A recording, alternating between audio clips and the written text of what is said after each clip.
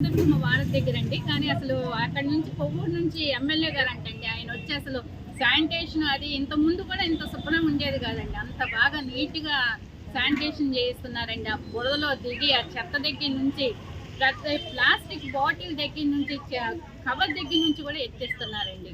ఇంకా వాళ్ళకి నిత్యావసర వస్తువులు అసలు అట్లా ఇట్లా కాదండి. అగ్గిపెట్టెలని చెప్పి, కొవ్వొత్తులని చెప్పి, ఇంకా ఆహారం, దుప్పట్లు ఇంకా సమస్తం సార్ ఒకటని కాదు. ఏదో పెళ్లి విడికి సాయం చేసినట్టు చేస్తున్నారండి. అది సంతోషం సార్.